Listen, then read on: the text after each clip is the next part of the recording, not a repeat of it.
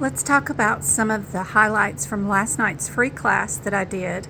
Don't forget that I do 2 hours, 3 days a week, free classes on medical coding, and I'd love for you to join. Just come to my YouTube channel, Medical Coding by Jen. So last night we were talking about diabetes and its guidelines and how it can be on the medical coding exam, and some tips and ideas to keep in the back of your mind during your exam to help you with the process of eliminating some possible wrong answers. First, let's talk about diabetes. The diabetes codes are always, and they are, combination codes. They always include the type of diabetes, that's one part of a diabetes ICD-10 code, the body system affected, which is another part of your diabetes diagnosis code, and then any complications affecting body systems.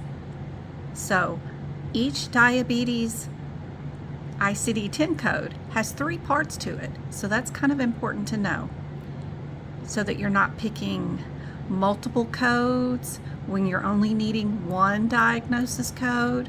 So that's kind of an important little thing to know. Another thing you need to know is we have 5 types here, and some little tips for knowing these is to know that your E8 and 9 will always be your secondary code. That's pretty cool to know, that that will never be your first diagnosis code in a situation. It will always be a secondary code, which is super nice to know.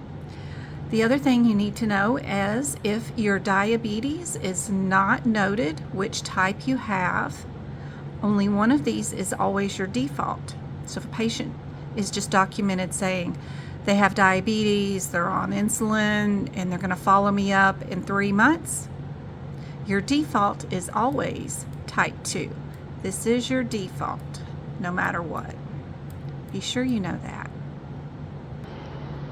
If you ever see a type 1, which is your E10, with a possible answer that includes a Z79, oops, I forgot the 7, you know that that cannot be right, that is always a coding irregularity and is not appropriate. So E10s get no Z79s.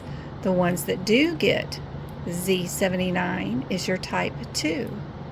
This is your long-term use of medication, whether it's insulin or oral meds. The reason why it's not in an E10 is because E10 is associated with type 1 diabetes, which has to have insulin. No matter what, they're not going to survive without insulin. It's always going to be a med that they're always on. Type 2s can live without it. Not very well, but they do. So it's implied. It's already included in your combination codes, right? These are combo codes. They already include a lot of stuff with them. So that is super helpful to know. I hope this is helpful. There is a replay of last night's live on my YouTube channel. Here's the YouTube channel and the homepage, what it looks like when you get there. This is the video that I did last night, 17 hours ago, that has the diabetes guidelines about it, and I hope it is helpful. There's tons of other videos. Each one of my repeat lives are there. I do have some exclusive videos, which are my repeat duct classes, my workshops that I do, and my code by code book prep videos. Those are exclusive for members, and if you want to join that, it's only $5 a month, and all you have to do is click that join button right there, and you can stop it at any time or just join for 1 month. But those videos are also super helpful. But there is over 200 videos here of my repeat classes where you can find tons of information, and as always, I just hope this is super helpful for you guys, and I will see you on Friday night.